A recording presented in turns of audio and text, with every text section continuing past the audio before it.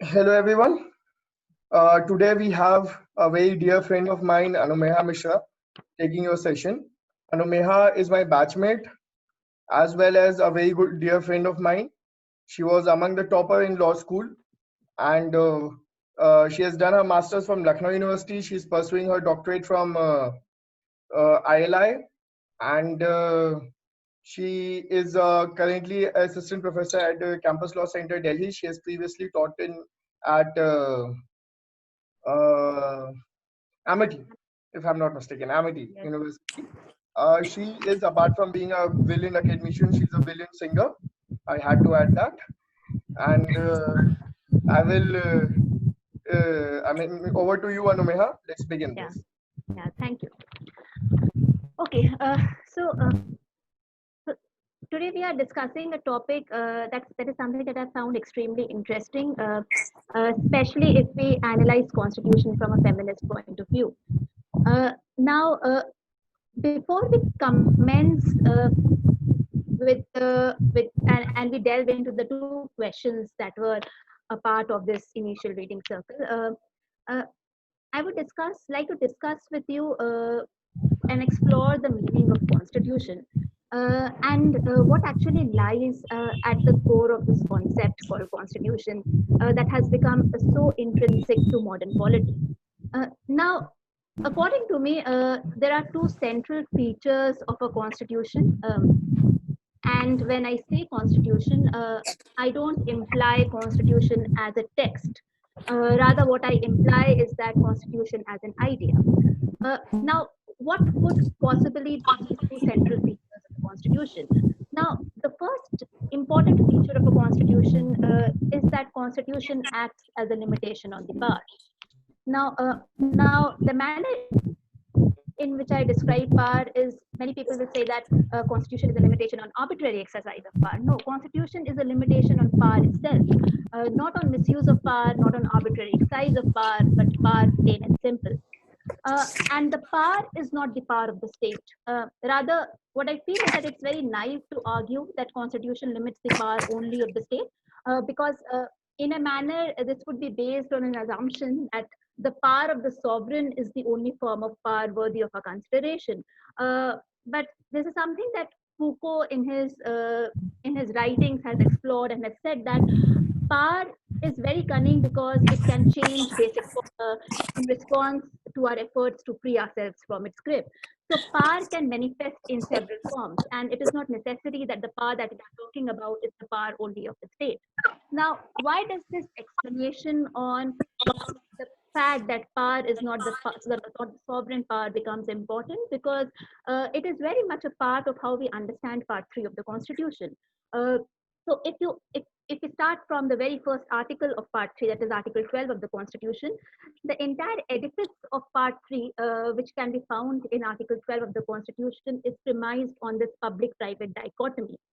So, apart from few articles like Article 15, Clause 2, Article 17, Article 23, and to an extent Article 24, 21, which can be considered as providing sort of guarantee against fundamental right violations from private entities, the entire edifice of Part 3 of the Constitution is premised on protecting individuals from arbitrary exercise of power by the public. And what is the public is defined by Article 12 of the Constitution. So, a lot of our understanding of Part 3 and fundamental rights in Part 3, rather the entire jurisprudence on human rights, is has traditionally been based on this state versus individual understanding of human rights. And the state versus individual relation is something that we call vertical application of human rights. So this public-private dichotomy becomes essentially important, and that's why it becomes very important to understand that what is it that Constitution wants to limit, and essentially what is it that Part 3 of the Constitution wants to limit. Does it want to limit the exercise of power by the public, or does it also want to limit the exercise of the power of the private? Because challenging this public-private dichotomy is very essential in a feminist debate. And when we talk about engendering Article 25 of the Constitution vis-a-vis the women, it becomes very important to understand that whether this public-private dichotomy is something that prevents the assertion of rights by women within the fold of Part 3 of the Constitution, and do we need to challenge this public-private dichotomy in order to move beyond the structural inequalities and discrimination and violence suffered by the women. So my first premise that I'm laying open before you, and obviously I would invite comments and questions on this part, is that at least the manner in which I understand constitution is a limitation of power. Now, the second very essential an idea which is very intrinsic to the idea of constitution, and again emphasizing on the fact I'm not talking about the text of the constitution, but rather constitution as an idea, is that constitution is aspirational. So constitution is not supposed to reflect the practical social realities or mold itself in accordance to the social realities, the social violence, discrimination, and marginalization that occurs. Now, this does not, of course, mean that those realities do not impact the constitution making process. The task before the people is to use the constitution to elevate those realities to match the constitutional aspirations, and not compromise with the aspirations so that it may echo the social conditions.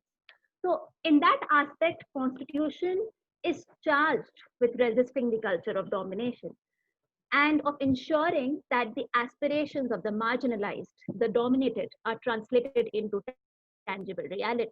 And if they are not translated, at least it is the duty of the constitution, or it lies at the foundation of the idea of constitution, that it must at least provide legitimacy to their aspirations, even if it fails to translate them into tangible reality. It must at least ensure that it provides legitimacy to their aspirations. Now, this charge of unpragmatism of constitutional interpretation, that constitutional interpretation is unpragmatic. Now, these are the charges that we have seen in several judgments cropping up. So, for example, we see Suresh Kaushal judgment, wherein one of the arguments given by the judgment for not reading down Section 377 was that the claim did not come, the claim per se on Section 377 does not affects a very minuscule minority, and therefore the discrimination is something that is not something that needs to be considered by the judiciary. A similar charge or an argument being made both in the review petition of Indian Young Lawyer Association and also in the dissenting opinion of Justice Indu Malhotra, when what was being argued that the individuals who have approached the court are not followers of that specific religion or belief, and that's why the constitution need not or the judiciary need not intervene into matters of religious belief and faith. Now, so it is generally that the idea that this charge of unpragmatism of constitutional interpretation, what it does, it many times forces us to concede grounds. And when we concede grounds, what we do is we fail the aspirations of those who are making unpopular social claims. Now, this is a trap that we keep falling into. We keep just trying to justify the practical worth of the Constitution and justify that Constitution echoes the social reality instead of trying to project Constitution as an aspirational value, something that social realities must try to match to. Now, justifying that Constitution and social realities do mirror each other is therefore a trap that needs to be avoided at all costs. And constitutional interpretation need not take up the task of ensuring that constitutional aspirations always coincide with social reality. The gap will always exist. The aim is to bridge the gap. And therefore, so what the idea of constitution must also carry this critique of unpragmatism with pride and claim and reclaim and produce and reproduce these aspirations. So this is how I would like to introduce this idea of constitution, that the idea of constitution is first that it is a limitation on power, and power found anywhere, whether found in the public or whether found in the private. And the second being that constitution is aspirational. Now, having said so, let us come to the two main questions around which today's discussion would revolve. And those two questions are very simple questions and yet complicated. That is, one, whether the essential religious practice test is in conformity with Article 25 of the Constitution. And the second, whether personal law is a law under Article 13, Clause 1 of the Constitution. Now, what we will see is that the answer and response to these two questions have to a very large extent, and the judicial response to these questions rather, have to a very large extent helped us or influenced the interpretation of women's rights within specifically the context of religion. That how these three ideas intersect and interlink with each other: the idea of constitution, the idea of right to equality of women and the right of autonomy of women, right to dignity of women, and the idea of right to religion, which is again a part of fundamental rights. So how do these three different and overlapping ideas coincide with each other in our constitutional journey? Is Indian Constitution's journey is something that can be understood by analyzing the response to these two questions. One being whether personal law is law under Article 13, Clause 1, and whether the essential religious practice test is in conformity with Article 25 of the Constitution. So now the manner in which I understand the task which Anas has given to me is to pose the questions before you. And as I believe it's going to be an interactive session, so you are free to raise hand, bring your comments, queries, and respond, and even intervene in the discussion to clarify what is being said. So, so please feel free to intervene in between if you feel so. So what I was saying was that the manner in which we are going to proceed is that we are going to analyze this legal provision from 2 points of view: textual and contextual. Now, though as students of law, we are taught, and the methodology that we are taught in the class is generally the textual methodologies, where we try to limit ourselves to the text of the provisions and the text of the legal provisions. But what is very essentially important is also to provide the context to those analysis and the context to those constitutional interpretation and legal interpretations that we come with. So as a first step, let's concentrate on the text of the Constitution, both in case of Article 13 and Article 25 of the Constitution. And let's pick up the first question, that is whether personal law is law under Article 13, Clause 1 of the Constitution. Now, this is something that has been a matter of discussion for a very long period of time. And it started with a very interesting case, a Bombay High Court decision called State of Bombay versus Narasuappa Mali, which was in response to a claim challenging the validity of Bombay Prevention of Hindu Bigamous Marriage Act 1946. And it's a 1951 judgment coming close and heels with the Constitution coming into force. Now, an extremely interesting analysis of Article 13, Clause 1. And so if we have a look at the Constitution, what we will find is that Article 13 defines what a law is. Now, the definition of law under Article 13 does not include the term personal laws. So one of the questions, so for example, if you look at Article 13(3) Clause A, what you will find is that unless the context otherwise requires, law includes ordinance, order, bylaw, rule, regulation, notification, custom, or usage having in the territory of India the force of law. Now, and 13(3) Clause B defines laws in force. Now, both these clauses, 13(3)A and 13(3)B, do not include within its fold something called personal law. That though it is an inclusive definition, so an inclusive definition generally would mean that it can include something apart from what has been mentioned under these under 13(3)A and 13(3)B. But there is an omission of personal laws under both 13(3)A and 13(3)B. So now what we need to understand is that how this entire relationship of personal laws vis-a-vis Part 3 of the Constitution emerged. It emerged with this extremely famous judgment, Bombay High Court judgment of State of Bombay versus Narasuappa Mali, wherein what the court held was that the term law under Article 13 clause 3 does not include personal laws. The reason being that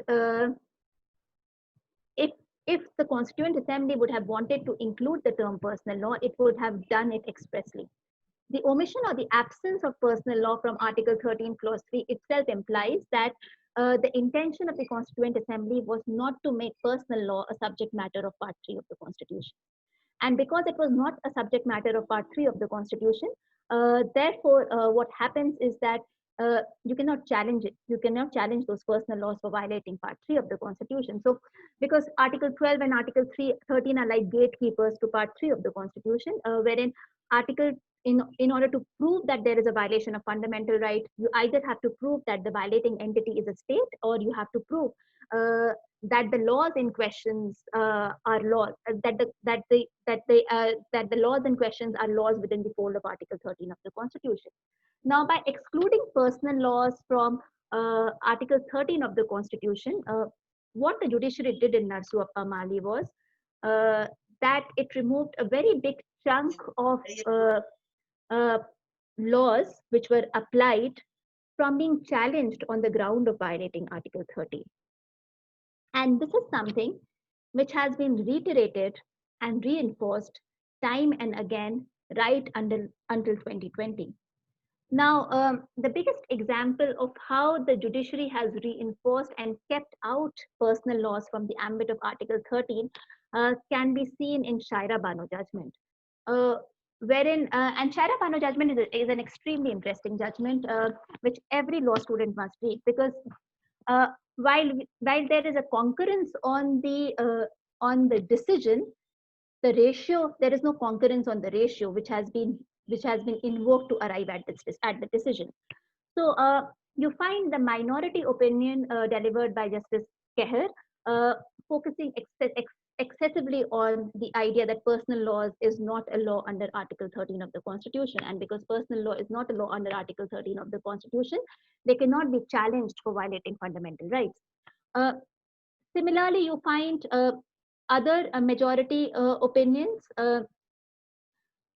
focusing on the question of or using different methodologies or different ratios and reason to arrive at a conclusion as to whether triple talaq is constitutional or not in Shayara Bano. So, for example, one of the opinions says that triple talaq is something which is not recognized in the Sharia and is not recognized by the Quran, and therefore, because it is not a part of the personal laws and it is not a part of the Quran, that's why we don't even. It is something which is not recognized by the personal laws. That's why it is unconstitutional.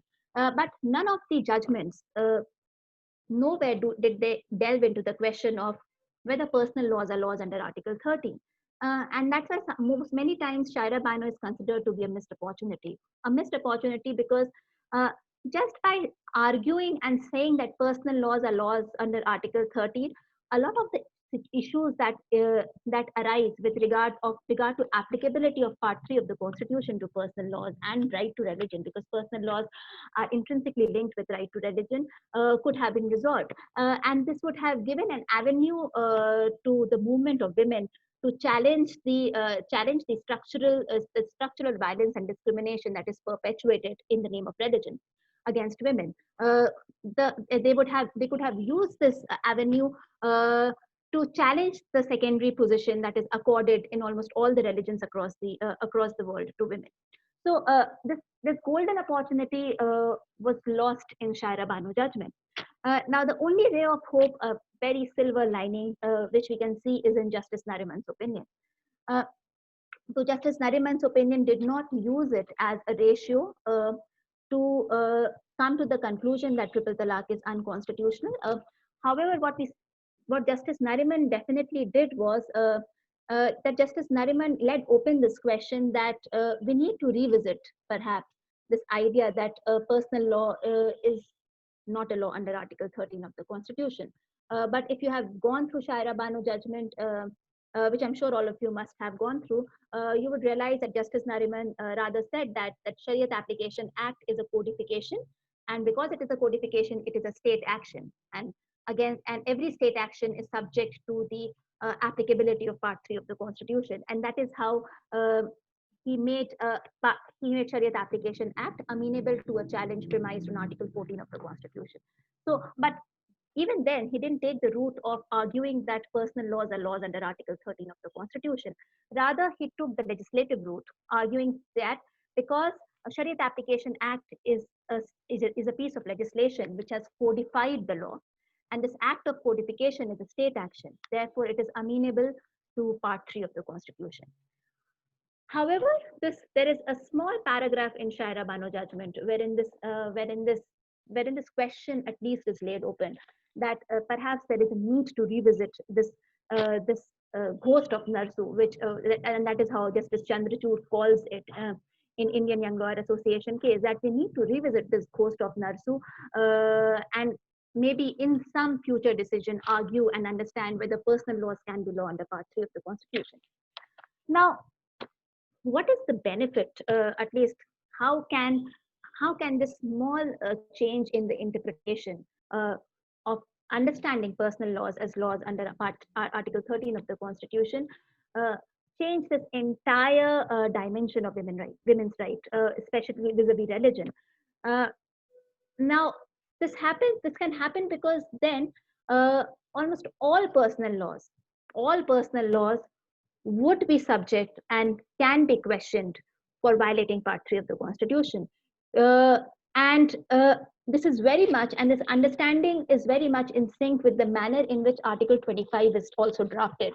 Now, we will come to that later, that how the text of the Article 25 is somehow there appears to be a divergence between how the Article 25 has been drafted and how Article 25 has been interpreted. नहीं आप link click करिए दिखाइए.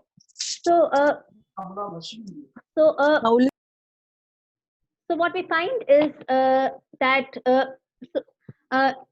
Article 13 of the Constitution, by refusing to acknowledge personal laws as laws under Part 3 of the Constitution, does sort of close a lot of options which are open to women challenging the discriminatory practices of a religion.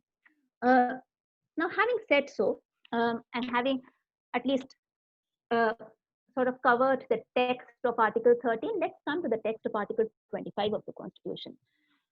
Now, and this is a very interesting development which has happened over a period of time. A doctrine which has been made a part of Article 25 of the Constitution, a judicial doctrine, and there are both sorts of claim made whether this doctrine should essentially be a part of Article 25 or not be a part of 25. And for that, I would like all of you to very minutely observe the text of both Article 25 and Article 25 and Article 26 of the Constitution. Now, so what Article 25 says, and let us just look at Article 25 Clause 1 in isolation. Okay. Now, if we look at Article 25 Clause 1, just as in a plain simple reading, it says two important things, so the four important things. And it is the only provision in the entire Part 3 of the Constitution that starts with a subject to clause. That starts with subject to. None of the other provisions in Part 3 of the Constitution start with subject to. But Article 25 starts with a subject to. And that is the beauty of Article 25, and we need to analyze and understand why did the Constituent Assembly, why did the Constitution framers try to insert the subject to clause under Article 25 of the Constitution. So what it says is subject to public order, morality, and health, and other provisions of Part 3 of the Constitution. So Part 3 is not just subject to, Article 25 is not just subject to public order, morality, and health. It is also subject to other provisions of Part 3 of the Constitution. All persons are equally entitled to freedom of conscience and the right freely to profess, practice, and propagate religion. So there are two important points that we need to understand through a reading of Article 25 of the Constitution. One is obviously that Article 25 has been, apart from being the limitations on Article 25 operating in the form of public order, morality, and health, the limitation on Article 25 also operates in the form of Part 3 of the Constitution. So the text of Article 25 seems to imply that Article 25 becomes subordinate to Part 3 of the Constitution. Part 3 rights are going to ensure or determine how the right to religion within the fold of Article 25 operates. Now, Article 25, Clause 2 says that nothing in this article shall affect the operation of any existing law or prevent the state from making any law, A, regulating or restricting any economic, financial, political, or other secular activity which may be associated with religious practice. Now, what Article 25 2A seeks to do is it tries to bring about a disjunction, tries to distinguish between secular practices and religious practices. Okay. So it says that economic, financial, political, or other secular activities are subject to regulation and restriction by the state, but religious activities are not subject to regulation and restriction by state. Now, but again, we need to read Article 25, Clause 2A not in isolation, but also along with Article 25, 2B. Now, what 25, 2B says is that providing for social welfare and reform or the throwing open of Hindu religious institutions of a public character to all classes and sections of Hindus. So, the state will not be prevented from implementing social reform, social welfare and reform, or throwing open Hindu religious institutions of a public character to all classes and sections of Hindus. And there doesn't seem to be a distinction being made under Article 25 2B vis-a-vis religious activities and secular activities. So while 25 2A sort of makes a distinction, tries to distinguish between religious practices and secular practices, 25 2B does not provide that disclaimer or an exception in the form of state not interfering with certain kinds of religious practices or beliefs, provided that the reform or the act of the state is in pursuance of social welfare and reform. Now, this becomes extremely important. And this brings us to the second question, something that Sarthak is also asking, that since Article 26 doesn't include subject to other provision, does that mean 26 stands at an equal footing of Article 14 and 21? Now, it's a very interesting question, and this is something which the courts have answered in very clear terms. Before I answer your question, Sarthak, let us just go through a brief reading of Article 26 of the Constitution. Now, Article 26 of the Constitution says, subject to public order, morality, and health, every religious denomination or any section thereof shall have the right A, B, C, and D. Now, obviously, so Sarthak's observation is very relevant to the extent that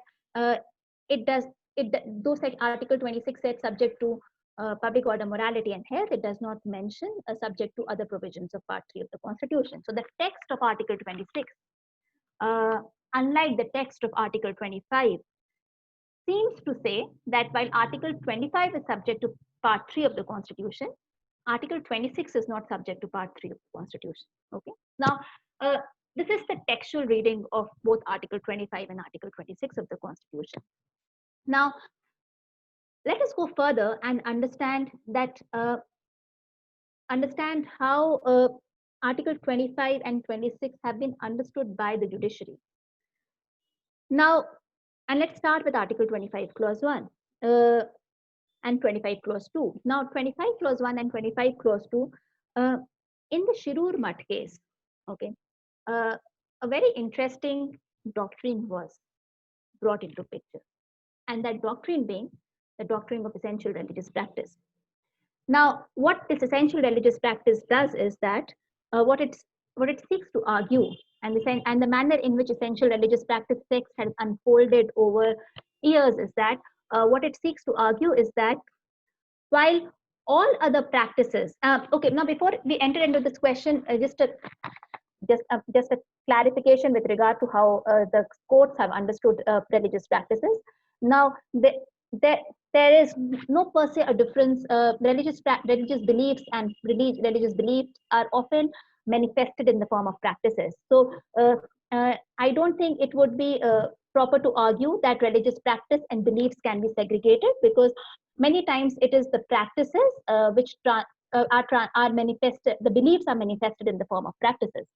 Now, having said so, let us understand what Shirur Mutt judgment does. Now, Shirur Mutt judgment And we are still confining ourselves with the text of both 25 and 26. Shiru's mud judgment makes a distinction between secular and religious practices. And that distinction is very much apparent under Article 25 2A of the Constitution. Because Article 25 2A does make a distinction between secular practices and religious practices. And that distinction is very apparent in the text of Article 25 2A. But the manner in which this distinction between secular and religious practices has unfolded over years is that this distinction between secular and religious practice now guides the entire interpretation of right to religion. So this distinction now, of which is something which was a part of Article 25 2A, not just guides our understanding of Article 25 2A, but is also included within the realm of Article 25 2B, also within the realm of Article 25 Clause 1. And that is how essential religious practice manifests itself, that essential religious practice is something that will be completely immune from the challenge of or something. And as soon as you say that something is an essential religious practice, the judiciary will not interfere in that essential religious practice. So as soon as you call something an ERP, which is essential religious practice, judiciary is going to refrain from interfering into essential religious practice. So, and it is not just in the context of Article 25 2A, it will also be in the context of Article 25 1, Article 25 2B. So, and as soon as you say something is an essential religious practice, the judiciary will refrain. That's why a large part of the arguments, if you look both in the Shayara Bano judgment and the Indian Young Lawyer Association question judgment, are premised on the fact that in Shayara Bano judgment, triple talaq is an essential religious practice. And in Indian Young Lawyer Association case, a denial of entry to women between the age of 10 and 50 in the Sabrimala temple is something which is an essential religious practice of the Ayyappas. Now, so the entire argument is based on the claim, and the argument revolved around the idea that something which is an essential religious practice will not be intervened or interfered with by the judiciary and will not be subject to the limitations prescribed by the Constitution. So, and it's a very interesting development which has happened, that that something which was a distinction, at least under the text, only under Article 25 2A of the Constitution, converts itself into an all-permeating principle that guides not just Article 25 2A of the Constitution, but also Article 25 1 and Article 25 2B of the Constitution. Now, having said so, let us come to how judiciary has interpreted it. So, the essential religious practice test has been legitimized and re-emphasized by judiciary over a period of time.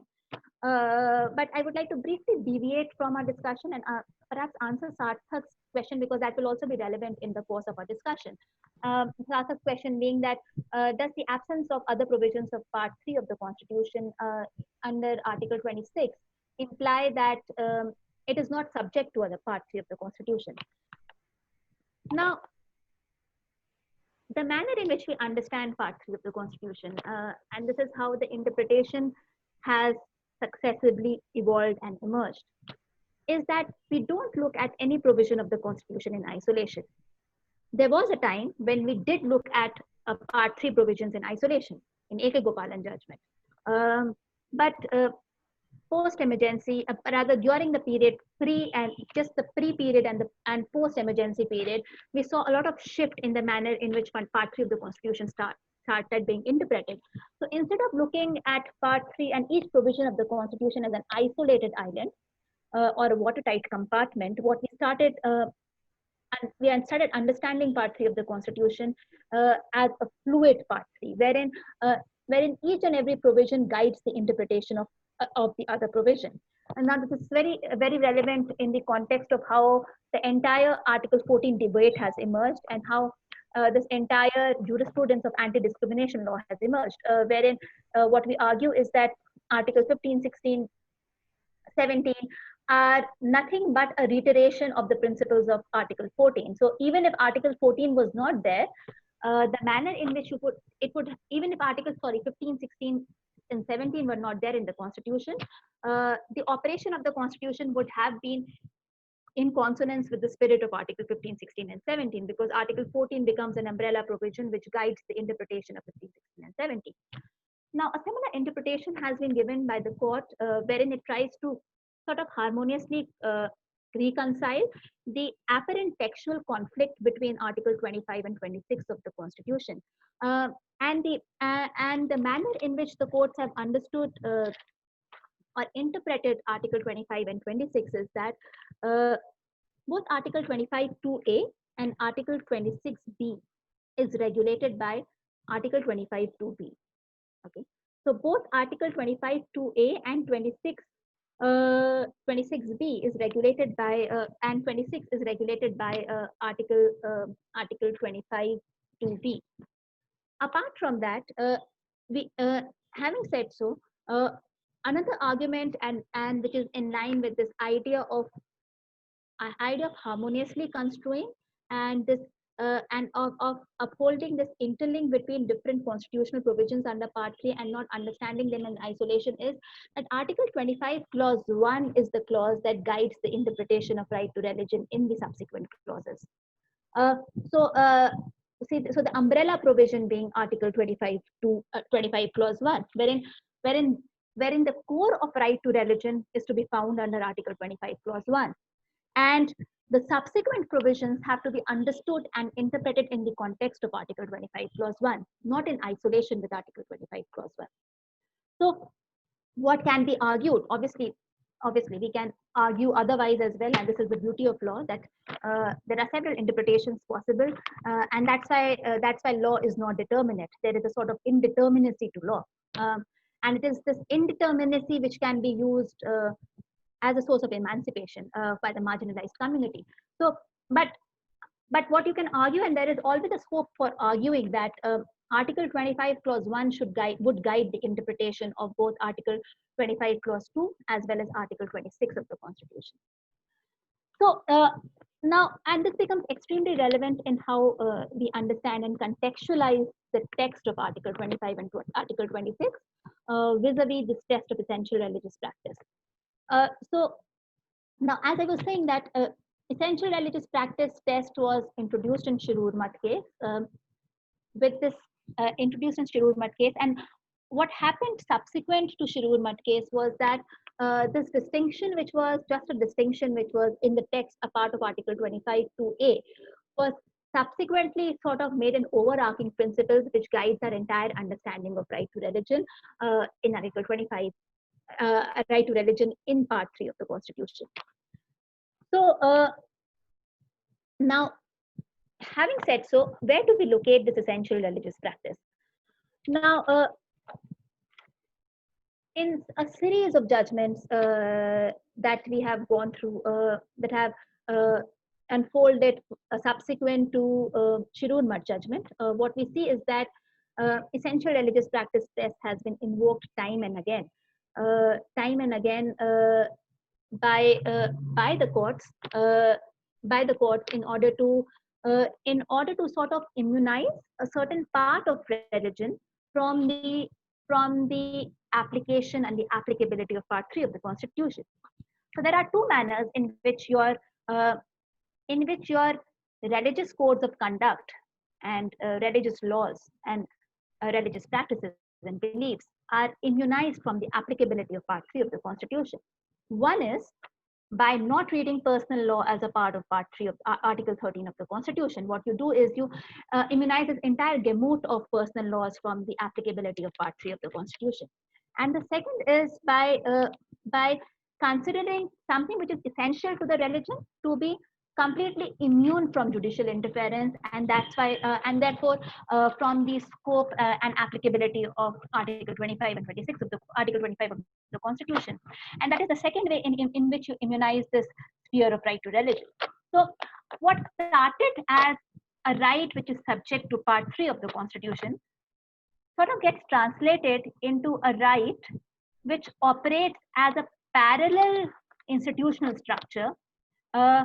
Right at par, if not supreme to the Constitution, at least at par with the Constitution, such that constitutional interpretations are not supposed to intervene in the rights, in those specific right to religion being enjoyed by a community, specifically if those rights are essential religious practices. And the aspirations of the constitutions will not be implemented when it comes to essential religious practice, when it comes to personal laws, irrespective of the structural discrimination and the structural lack of autonomy that it creates for several marginalized within the fold of religion itself.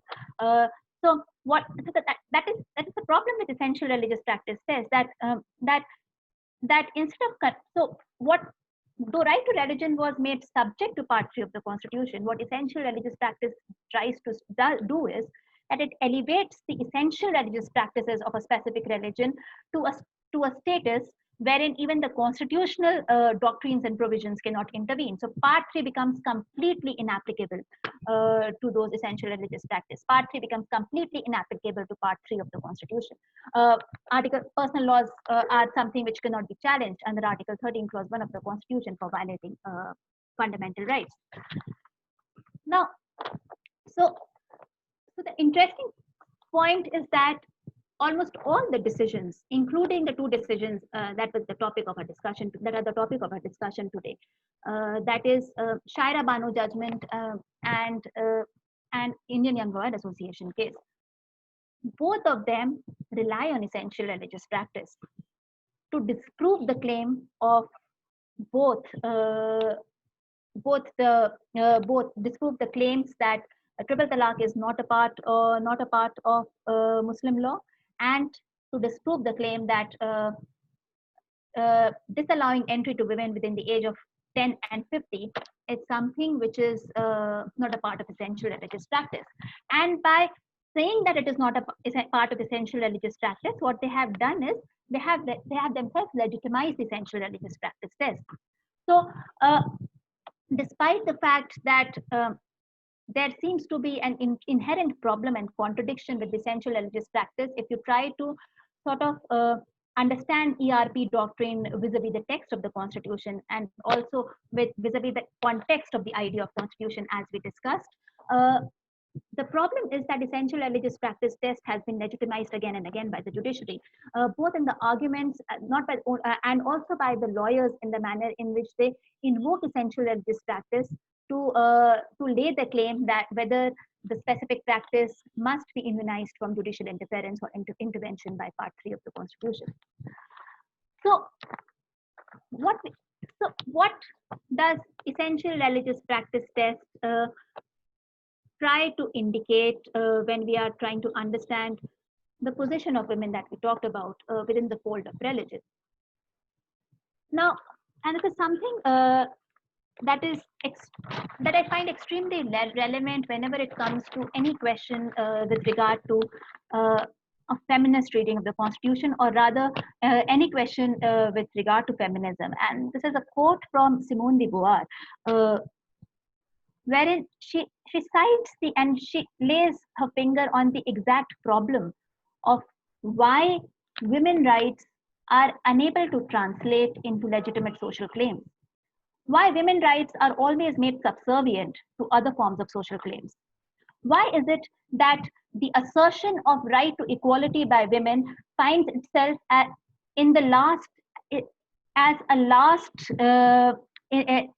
hierarchically placed in the last as compared to other claims of structural discrimination and violence.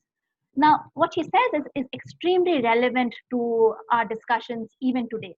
And I will just try to read out the specific lines because I don't want to change the language because it will take away the essence out of it. And what she says is that the reason for this is that women lack concrete means for organizing themselves into a unit, which can stand face to face with the correlative unit. They have no past, no history, no religion of their own, and they have no such solidarity of work and interest as that of other disadvantaged groups. Meaning thereby that it is very difficult to organize women into one collective whole, because, for example, a white woman would always recognize herself with white male as compared to a black woman. A Dalit woman would maybe recognize herself more with a Dalit man as compared to a Brahmin woman. So, so there is a problem, an intrinsic problem with women organizing themselves as a collective whole, and this actually creates a lot of problem in all the claims that women try to assert in all the folds of social realities, including constitutional matters, when they try to assert their right. Now, and this is what exactly that the doctrines of law, like personal law not being a law under Part 3 of the Constitution, women, essential religious practice tries to exploit this weakness of the women assertion of rights to organize themselves into a cohesive group. Because women in many of these judgments you will go through Narsu Appamali, go through Shayara Bano judgment, go through Indian Young Lawyer Association, and also go through the different comments that have come and the arguments that have been made by both the petitioners and the respondent. They fail to recognize women as a class. What they say is that we are not making any discrimination on the basis of class. There is no class-based discrimination, because women have not even been recognized as a class in itself. And this is something which is reflected in the judgments and the arguments which have been given in the several judgments, and also the critiques that have happened outside the courtroom, that women are not a class in themselves. So there is per se no discrimination. It is open for everyone except women, and that to limit women of limited age group, 10 to 50. And women therefore are not a class in itself. Those 10 to 50, the women between 10 to 50 years cannot be a class in themselves, and they cannot be there cannot be any discrimination only on the basis of class. Now, this is a very interesting application of what Simone de Beauvoir way back understood as an inherent weakness of women's movement, the inability of the women's movement to organize themselves into a collective. And this inability of the women's movement to organize itself into a collective is often exploited by giving a patriarchal reading to the constitutional provisions.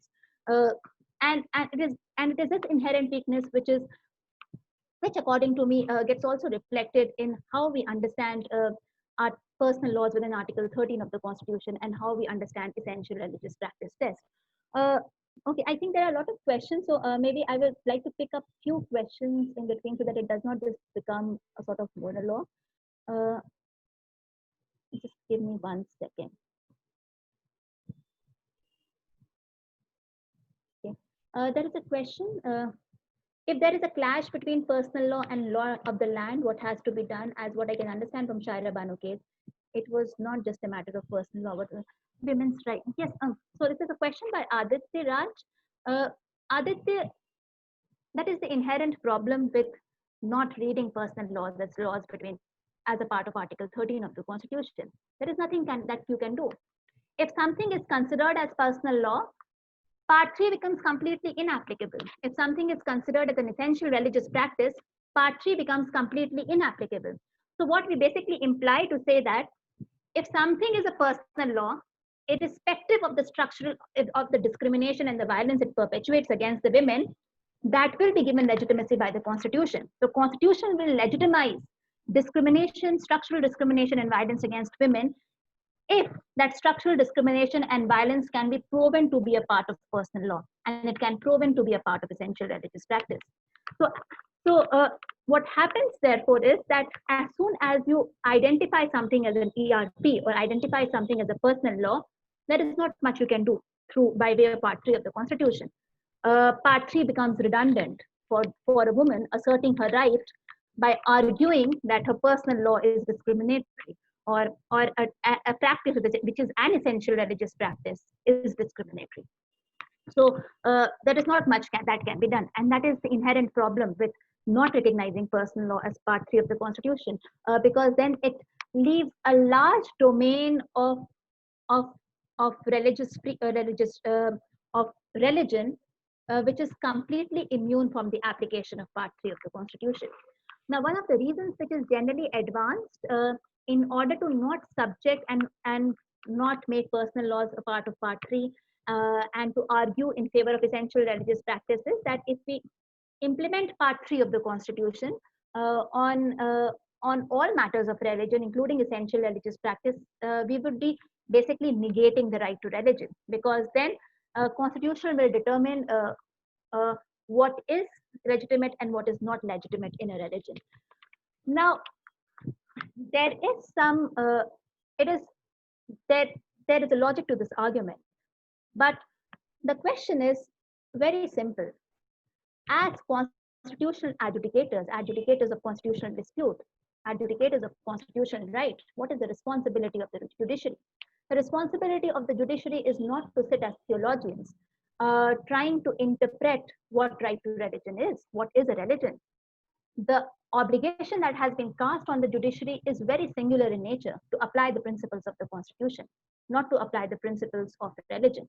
Now, an argument can definitely be made, and this is a very valid argument, that that if judiciary that the reason why judiciary sits and decides what is an essential religious practice test is so that it does not negate the very idea of religion. But again, as I said, it is not the task which has been given to the judiciary to understand what is and what is not a religion. And this again goes back to the two ideas of constitution that we discussed initially, that whether constitution, what is the idea of constitution? Constitution, the idea of constitution is to act as an aspiration and to legitimize social claims, howsoever unpopular it is, howsoever marginalized it is, howsoever against the idea of religion it is, and not worry about whether, and not particularly worry about whether it will or it will not translate into reality, because translation of constitutional principles or constitutional aspiration into realities would take a long amount of time. But the start begins from legitimizing at least those unpopular social claims, if they are in the spirit of the Constitution, and not denouncing them just because it is not practical to legitimize them. Just because it has not been accepted by the social reality, we don't need to denounce constitutional aspiration because of the impracticability of its implementation. And this leads to, at the cost of sort of extending the response to this answer, this leads me to another very interesting aspect of legal theory. So in legal theory specifically, and in legal theory, I'm invoking two positivists, H.L.A. Hart and Kelsen. Both of them argue, and what they argue is that the effectiveness of the law does not in any manner determine the efficacy of the law. Sorry, the efficacy of the law in no manner determines the legitimacy of the law.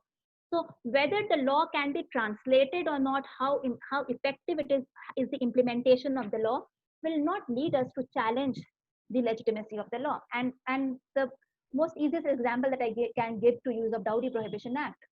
Now, you will not challenge, or no one will call Dowry Prohibition Act to be unconstitutional because Dowry Prohibition Act is almost never implemented. So the effectiveness of the law or the implementation of the law is never a ground for determining the legitimacy of the law. So why does it suddenly become important to ensure that constitutional aspirations are first implemented in the society before they are legitimized by the Constitution?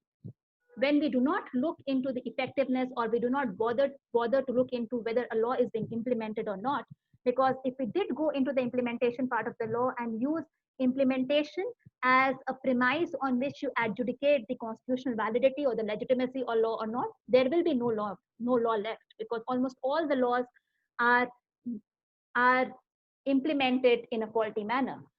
But the implementation is never something which we consider while determining the legitimacy of laws. Then why is the sudden urge to sort of first argue that the constitutional aspirations must first be accepted by the social realities and must become popular claims before they find their exception in legitimate legal claims?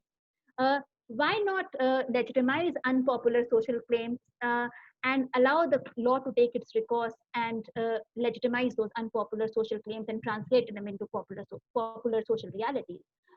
Why this sort of discrepancy in the manner when we talk about the rights of the marginalized, specifically the rights of the women within the fold of Part 3 of the Constitution, when we do not use the same logic and methodology and pedagogy to determine the legitimacy of law vis-a-vis other subject matters? So, so I know it's a very large response, but I hope that sort of answered what you were trying to ask. If not, maybe you can come up with a comment. Now, there is a question, another question by Bharat Chaudhary, that is there any relevance of courts determining practices to be essential or not essential when religious practice are by nature irrational? For example, Jallikattu was determined to be not essential by the court, but amendment legislations overturned the effect of the court judgment, and the practice is unfortunately still followed. Do you agree that the constitutional morality used in the Sabrimala judgment is an appropriate tool to determine essentiality of religious practice? Okay, Bharat. Uh, my argument is, while I understand where you are coming from, and I don't disagree with what you are saying, that constitutional morality must be the pedestal on the basis of which we determine the essentiality of religious practice. What I'm arguing is completely different. What I argue is that there is no need for an essential religious practice test. The task of the judiciary as adjudicators of constitution is not to go into the essentiality of a religious practice, because they are not theologians. The epistemology that they are talking about, the methodology, is not a methodology which is resorted to by religion. The methodology and the principles that they are applying are constitutional principles. They are not tasked with the obligation to apply religious principle in order to determine what the law is. Rather, they have to, and the task before them is extremely simple: to determine the legitimacy of an act or an omission on the basis of constitutional principles, not on the basis of religious principles. So we don't even need to go into the question of essentiality of religious practice. It is not something that constitution should be bothered with, whether practice is essential or not to a specific religion. When there is a contestation of a right within the fold of Article 25 of the Constitution, the task before the judiciary is very simple: to determine whether that specific religious practice or belief meets, can in any manner, is in conformity with the idea of the Constitution, and can it in some manner be reconciled with the idea of the Constitution. If there is if both of them are at extreme ends of the pole and there is absolutely no way of reconciling them, then the court will have to allow for constitutional aspirations and value to trump over religious rights. That is the only manner and the only task that is there before the judiciary. The task is not to go into the essentiality of religious practice. So I agree with your comment to the extent that yes, constitutional morality, when it comes to adjudicating constitutional issues, the only morality that we are talking about is constitutional morality. But what I'm arguing is, and I would not like to agree with the second part of your question, and what I would argue is that we don't even need to go into the question of essential religious practice, both because of the text and because of the context. The text of Article 21 being extremely clear, subject to other provisions of Part 3. And the most interesting part of the subject to other provisions of Part 3 is that there has hardly been any analysis, maybe before Justice Chandrachud's opinion, or a detailed analysis, very less detailed analysis on the subject to other provisions of Part 3 of the Constitution when it comes to right to religion. Except in Justice Chandrachud's opinion in Indian Young Lawyer Association case, you will find a discussion on how Article 25 is subject to other provisions of Part 3. But in most of the judgments, including the other concurring opinions, majority opinion in Indian Young Lawyer Association case itself, you don't find the invocation of subject to other provisions of Part 3 to validate or invalidate the issues in question. So, so the answer is always via the medium of whether it is a part of essential religious practice or not, whether it is a part of public, whether it is in any manner violating public order, morality, or health or not. But the simple provision of subject to other provisions of Part 3 has hardly been invoked to sort of analyze and legitimize or delegitimize a specific religious practice and belief. So, so that's it. My answer to Bharat very precisely would be yes, constitutional morality can be the only morality that we are talking about when it comes to applying constitutional principle. And the task of judiciary is extremely simple, though it has been complicated to a very large extent. But it is extremely simple that the task it has been given is to apply constitutional principles, even when it comes to uh, entertaining religious issues, uh, because uh, because judiciary is not the judiciary is not a theologian. It is not given the task of ascertaining what is and what is not an essential religious practice, and that is something which the judiciary has very correctly recognized. That task of ascertaining what is and what is not religious must be given to the religious community itself. It is not the task of the judiciary. What the task of the judiciary, however, is to apply constitutional principle, even if it comes at the cost of uh, delegitimizing certain religious practices and belief. Because as I understand it, uh, women have often argued, and it is a very important argument in the feminist debate, uh, that while law tries to absolve or remove the discriminations in the public, it hardly does anything to remove the discrimination in the private. And by maintaining that public private divide, it reinforces the gender inequalities.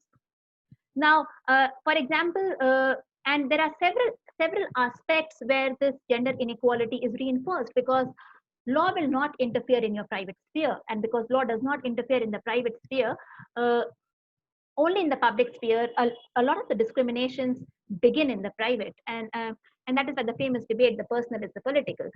It is the private that is the root of all the structural discriminations that are perpetuated against women. They are only manifested in the public.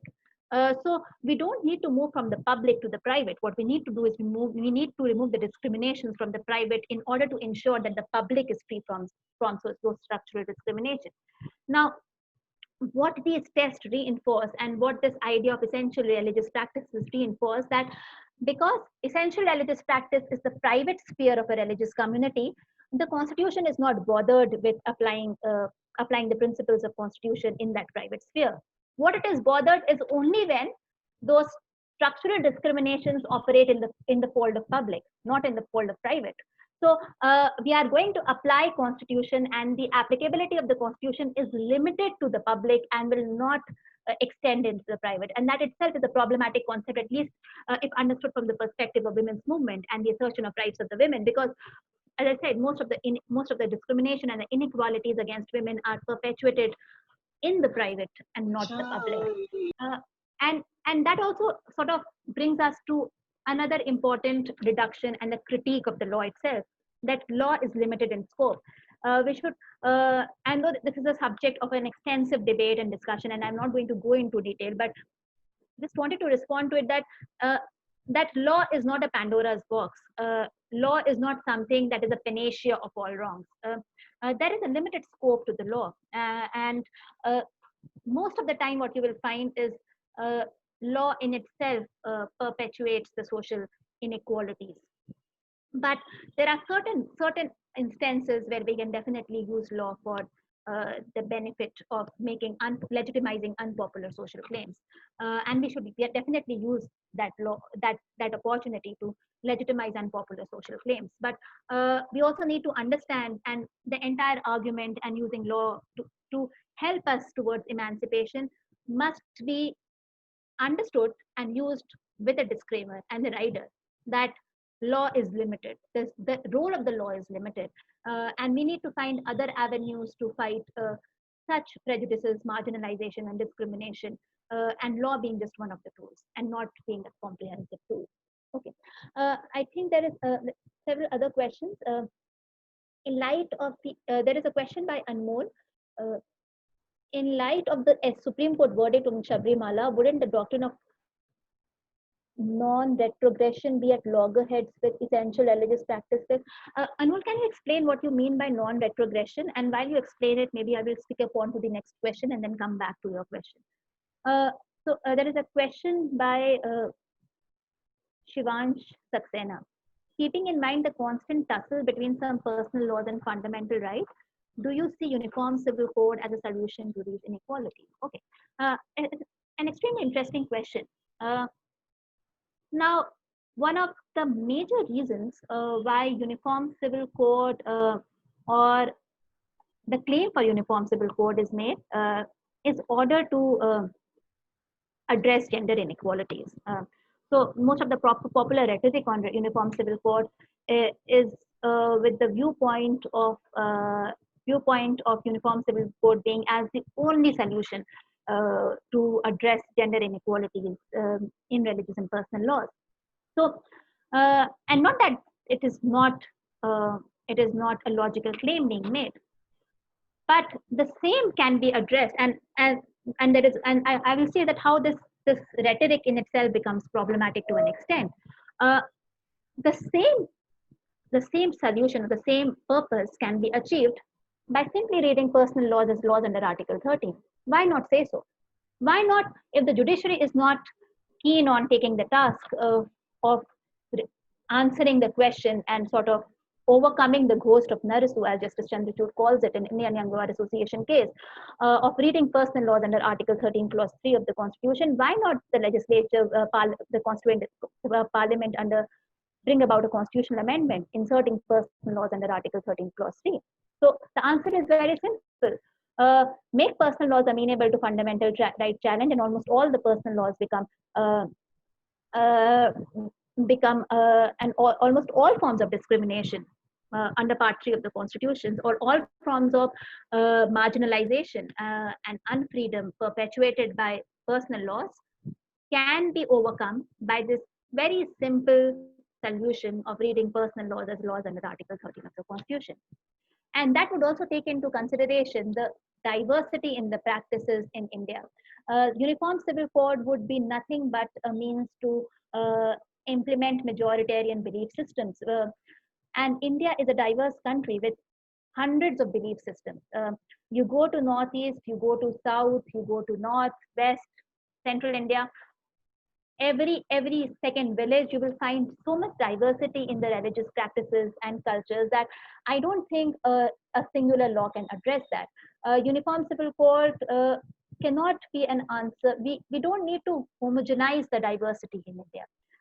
Homogenization is not the problem. We need to understand and sort of celebrate the pluralism that India represents. At the same time, also understanding that we need to counter the inequalities and the marginalization that occurs within the fold of these pluralistic traditions. And that can very well be done by subjecting, at least vis-a-vis Uniform Civil Code, by subjecting personal laws or subjecting personal laws to Part 3 of the Constitution. So I think that would be a better solution. And I don't think Uniform Civil Code would be a solution to these inequalities, because law is essentially male, and you see that almost everywhere. So, and this is something that generally comes to my mind. The manner in which rape laws are understood, the manner in which patriarchy is reinforced again and again, how almost every judgment that convicts a rape accused links the rape of the woman with the honor of the woman, therefore legitimizing and reaffirming the patriarchy. So I don't think law per se, just because something can be formulated in legal terms, it becomes equal. It sort of addresses the structural inequalities. That is not the case. Law, most of the time, perpetuates, reinforces, reproduces the inequalities and the discrimination and the marginalization of the society. There are very small windows available to the marginalized to use law for their own, for the benefit of their, for asserting their rights and asserting their claims. And again, as I said, for legitimizing unpopular social claims. Okay. So there is another question from Abu Nasser. I hope I'm pronouncing your name correctly. Can it also be argued that ERP makes it politically and socially feasible to decide on practice as any limitation on the grounds of express limitation which may not have public acceptance? Yes, I do think so. And that's why the manner in which essential religious practice test has been evolved by the judiciary is itself very interesting. So, for example, in the Anand Margi case, the two Anand Margi case, wherein the question was very interesting, whether this newly emergent Anand Margi sect, with a Tandav dance and carrying out of Tandav dance in a procession in the public with human skulls and tridents, was something which is an essential religious practice or not. And one observation by the court was extremely interesting, and the interesting observation being that when it comes to ancient religion, it is very easy to ascertain what an essential religious practice is. But a newly formed religion, we cannot argue that something is an essential religious, and within a newly formed religion, it becomes difficult to ascertain what an essential religious practice is. And in a manner, what Anand Margi case 1 and 2 did was, it sort of impliedly imposed a condition of antiquity of an essential of a religious practice in order for it to be an essential, and that would imply that newly emergent religions and religious denomination would not be able to claim something as an essential religious practice, because they will not be able to provide evidence of its antiquity. Okay, now this is one of the subtext and the implied logic, the logic that can be implied from how essential religious practice test was used in Anand Margi 1 and 2. And that's why essential, and this is also one of the grounds why ERP doctrine has been criticized, that it gives a way too much power to the judiciary to determine what is and what is not an essential religious practice. And again, as I said, that's not the task of the judiciary to determine the essentiality of a religious practice. The task of the judiciary is to subject the religious practices and beliefs to public order, morality, and health, and other provisions of Part 3. It's very simple, spelled out in the Article 25. So that's why what I feel is, so that's why, and I agree with you that it is many times used to maybe to avoid difficult questions, or maybe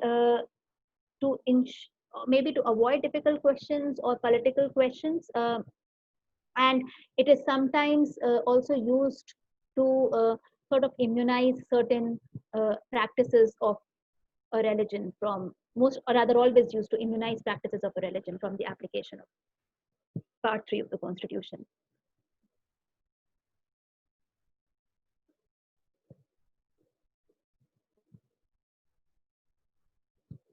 Okay.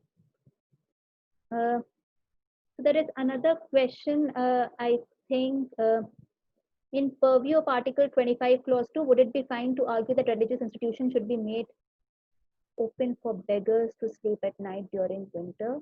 By doing so, judiciary is exercising its role of interpreting the Constitution as it is and doing good for such a class of society who have voice for themselves in any manner and aspect. Yeah, but I don't understand, Abish, that how it would operate within the frame of the two discussions that we are having of essential religious practice and personal laws. But Article 25, Clause 2 says opening of religious institutions, in the sense that religious institutions must not discriminate between individuals. But I think many religious institutions are open for people to come and rest and sleep. So I don't think this is some sort of discrimination which religious institutions follow. But yes, that can be, but not, I don't think, under the purview of Article 25, Clause 2 of the Constitution. So just correct me if I've not understood your question correctly, just let me know.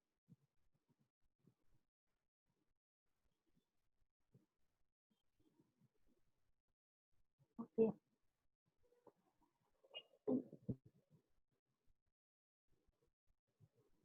So I think there's some questions sort of which you have answered with regard to essential religious practice. Okay.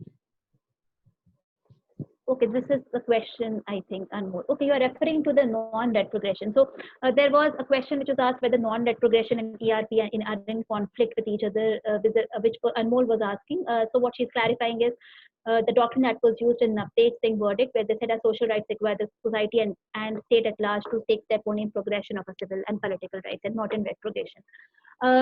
Okay, so in the context of Napte Singh Johar case and the idea of non-retrogression and how the constitutional principles have to be used in a progressive manner,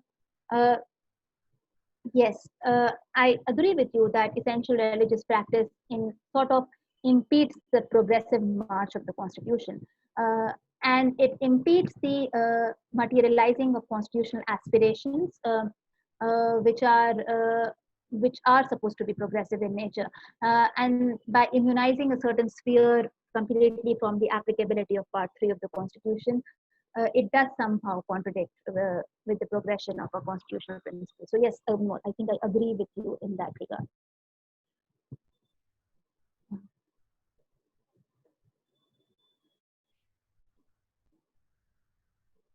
Okay, I think I've answered more or less all the questions, or at least a large chunk of the questions. Anas, in case you find any other question that I have not answered, please let me know.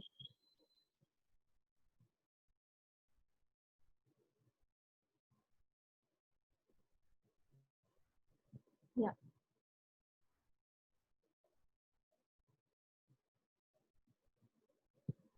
Anas, are you there? So,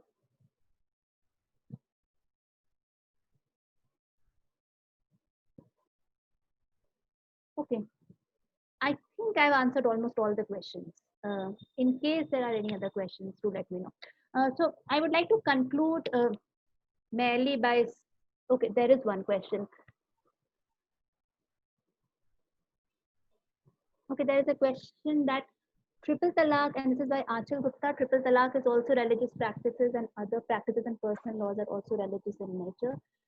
If you could throw some light on it. Yes, so like we were discussing that what is, so right to religion obviously includes right to religious, right to right to indulge in religious practices itself. So belief and religion practice is not something which can be distinguished almost all the time. Rather, most of the time, practice is a manifestation of belief.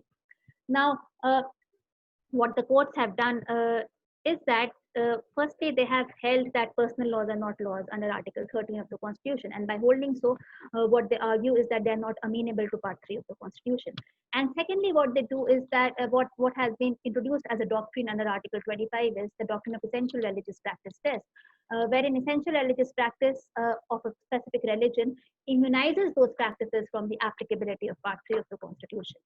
So yes, they are religious in nature. Personal laws are religious in nature. ERP are religious in nature. But the law as it stands today sort of argues that both these personal laws and ERP are immune from the applicability of Part 3 of the Constitution. And that is how it sort of immunizes a large gamut of large portion of religious personal laws and religious practices from the applicability of Part 3 of the Constitution. And that may often, even if those religious practices and personal laws perpetuate perpetuate discrimination and violence against the women, those are immunized from the applicability of Part 3. So I hope that answered your question. So because having answered these questions, I think I would just like to briefly conclude by saying it was extremely interesting interacting with all of you, especially the kind of questions that came in. Obviously, both these questions become extremely important in view of the review petition that is pending before the court. And interestingly, a decision being reviewed by a court very close to it being delivered. And this is one of the rare instances in the Supreme Court history. So we need to see how, whether or not, because at least in the framing of the issues by the Supreme Court, it doesn't seem that these are the primary questions that will be addressed, but the understanding and interpretation of both these questions, whether personal law is law or not under Article 13, and whether essential religious practice is something that needs to be legitimized and reinforced by arguing the legitimacy of a religious act on the basis of whether it is a part of ERP or not, is something that would be interesting to observe in the review petition.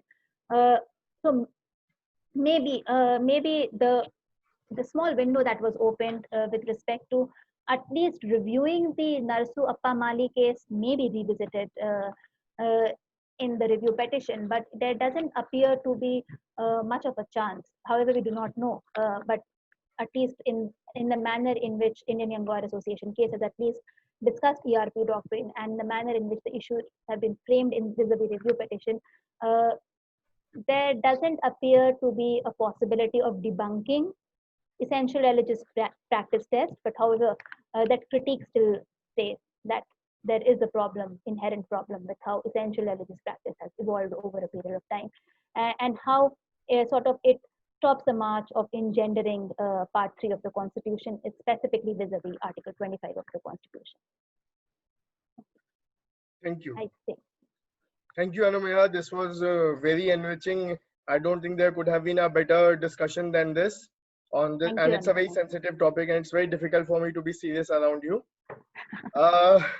But I'm really thankful. I'm hoping that my law student volunteers would be enriched. There are lawyers here, and everyone wanted to hear you once. And we have had a good response on YouTube as well. And so, I mean, I can only thank you for this. No, And thank you. It's all my thank you privilege. so much. Thank you so much on behalf of all of us. On behalf of all of Thank us. you. Thank you so much.